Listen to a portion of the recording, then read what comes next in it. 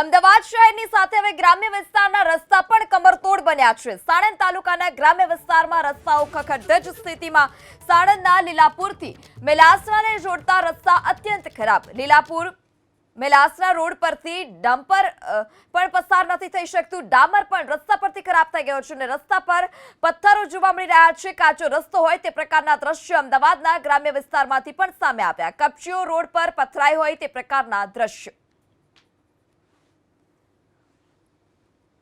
અમદાવાદ જિલ્લાનો સાણંદ તાલુકો અને સાણંદ તાલુકાના લીલાપુરથી મેલાસણા અને લીલાપુરથી દદુકા તરફ જતા માર્ગના આ દ્રશ્યો છે। આપ દ્રશ્યની અંદર જુઓ છો એ પ્રમાણે ઉપરથી ડામરનું પડ ગાયબ થઈ ગયું છે અને જે કપચી છે એ કપચી છે દેખાઈ રહી છે, જેના કારણે અહીંથી પસાર થતા વાહન ચાલકોને મુશ્કેલીનો સામનો કરવો પડી રહ્યો છે, કારણ કે બાઇક જેવા વાહન છે એ સ્લીપ થઈ જાય છે અને જે કાર જેવા વાહન પણ અહીંથી પસાર થાય છે તો એને પણ મુશ્કેલીનો સામનો કરવો પડી રહ્યો છે। દ્રશ્યની અંદર આપ જુઓ છો એ પ્રમાણે જે કાર આવી રહી છે એ પણ ધીમી ગતિ આવે છે, કારણ કે રસ્તો ખૂબ જ ખરાબ અહીંયા દેખાઈ રહ્યો છે અને એના જ કારણે આ તકલીફ અહીંથી પસાર થતા લોકોને પડી રહી છે। મેં અગાઉ પણ કહ્યું એ પ્રમાણે લીલાપુર ગામ છે, લીલાપુરથી દદુકા અને લીલાપુરથી મેલાસણા તરફ જતો આ રોડ છે।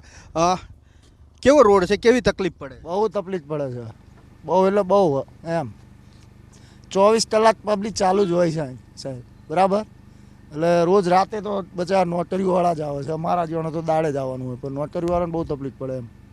આ કાર તમે આવા રોડથી પસાર કરો છો તો શું કેવી તકલીફ પડે, શું ધ્યાન રાખો? જવિન્ડર ભમે છે ટપચીના હિસાબે આમાં, અને બાઇકવાળાને તો બહુ તકલીફ પડે છે, જવિન્ડર જ ભમી જાય, બે આવશે હરિતુરની હાર જ નહીં અહીંથી બાઇક, એટલે ઉપર ડામરનું પડ ઉખડી ગયું અને કપચી બહાર આવી? હા, ટપચી બહાર આવી જાય છે, એના હિસાબે બહુ તકલીફ પડે એમ। તો કોઈ રિપેર કરવા નહીં આવ્યું? હજુ સુધી નથી આવ્યા। સરપંચે કમ્પ્લેન કરી ના કરી એ તો આપણને નહીં ખબર, હું તો રાજસ્થાન ગયો હતો, હજુ 2 દાડા થયા આવ્યા મારા, પણ સરપંચે કમ્પ્લેન કરી એ ખબર નહીં આપણને। કાર ચાલક છે જેનું કહેવું છે કે કાર અહીંથી પસાર કરવા પણ તકલીફ પડે છે, કારણ કે જે સ્ટીરિંગ છે એના ઉપરથી પણ ક્યારેક કાબુ છટકી જાય છે। દ્રશ્યની અંદર જુઓ છો ઉપરથી ડામરનું પડ એ રીતસર ગાયબ થઈ ગયું છે અને કપચી છે એ કપચી બહાર આવી ગઈ છે। બીજું એક બાઇક આવી રહ્યું છે, એ કેવી પરિસ્થિતિમાં બાઇક ચલાવવું પડે છે એ પણ દ્રશ્યની અંદર આપને દર્શાવવાનો પ્રયાસ કરી રહ્યા છે કુણાલ ભાવસાર, તેમની સાથે પણ વાત કરશું અને જાણવાનો પ્રયાસ કરીશું। શું નામ આપનું? મારું નામ સાહેબ ગેમરભાઈ। ગેમરભાઈ, ક્યાં રહો છો? સાણંદ તાલુકાના લીલાપુર ગામમાં। અને કઈ બાજુ જાઓ છો અત્યારે? હું અત્યારે સાહેબ જઉં છું નોકરી મેરિકોમાં। કઈ જગ્યાએ? મેરિકો કંપનીમાં। ના ના, સ્થળ ક્યું, ગામ ક્યું? ક્યાં આવી એ કંપની? ક્યાં? આપણે સાણંદ તાલુકા જીઆઈડીસી। અચ્છા, સાણંદ જીઆઈડીસી માં। હા હા। તો કેવી તકલીફ પડે છે આ રોડ? તો સાહેબ રસ્તાની તો એટલી છે ને કે અમારી રોજી ખતમ થઈ જાય એવી પરિસ્થિતિમાં અમે છીએ, કારણ કે અમારા આટલા મારી પાસે 10 માણસો હોય, મારી ઉપર ચાલે છે, રસ્તો ખરાબના હિસાબે અમને એટલી તકલીફ પડે છે તે અમારી નોકરીમાં રજા પડી જાય છે। અચ્છા, લીલાપુરથી તમે જે આ જાઓ છો સાણંદ જીઆઈડીસી સુધી, કેટલા કિલોમીટરનો રોડ છે? અમારે અમારા ગામથી જીઆઈડીસી લગીને 13 કિલોમીટર છે।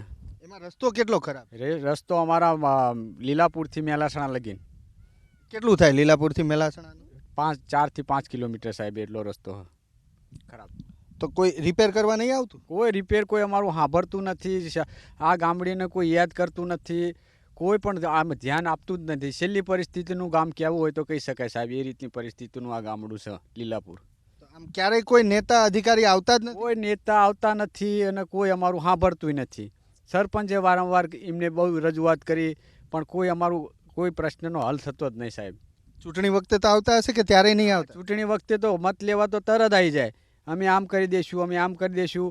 ચૂંટણી પતી જઈને એમને સત્તા ઉપર જતા રહ્યા એટલે અમારી કોઈ વાત સાંભળવા તૈયાર નહીં સાહેબ। તો આ રીતની પરિસ્થિતિ સામે આવી છે, આ રીતનો રોડ આ લીલાપુરનો ખરાબ છે અને જે પ્રમાણે કાર ચાલકે કીધું એ પ્રમાણે તેને અહીંથી કાર પસાર કરવામાં પણ તકલીફ પડી રહી છે, બાઇક ચાલક જે છે એ બાઇક ચાલકોને પણ તકલીફ પડી રહી છે। આ દ્રશ્યો આપણે અહીંયા દર્શાવવાનો પ્રયાસ કરીશું મારા સહયોગી કુણાલ ભાવસારની મદદથી।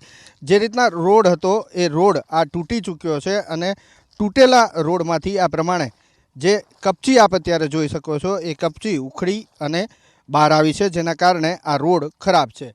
જે બાઇક ચાલક સાથે વાત કરી તેમનું કહેવું છે કે લીલાપુરથી મેલાસણા 4 કિલોમીટરનો રસ્તો છે અને એ રસ્તો પણ ખરાબ છે. એટલે 4 કિલોમીટર સુધીનો. તમે કઈ બાજુથી આવો છો અત્યારે?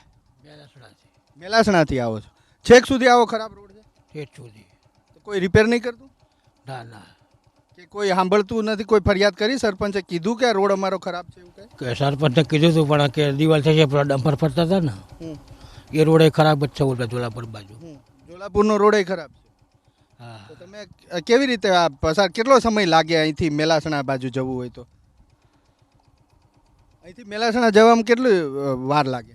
વાર તો લાગે જ ને તારા રોડ ખરાબ છે એટલે પણ કેટલી વાર લાગે? અડધો પોણો કલાક થઈ જાય. તો 4 કિલોમીટરનું અંતર ખરાબ રોડના કારણે પસાર કરવામાં અડધો કલાક જેવો સમય જતો રહે છે તેવું અહીંના સ્થાનિક લોકોનું કહેવું છે. કારણ એ છે રોડ તૂટી ચૂક્યો છે, કપચી બહાર આવી ગઈ છે, એના કારણે બાઇક સ્લીપ થવાની ભીતિ છે અને કાર ચાલક જેવા લોકોને સ્ટેરિંગ ઉપર કાબૂ રાખવો મુસીબત થઈ પડી છે. કેમેરામેન કુણાલ ભાવસાર સાથે હિરેન રાજગુરુ, એબીપી અસ્મિતા.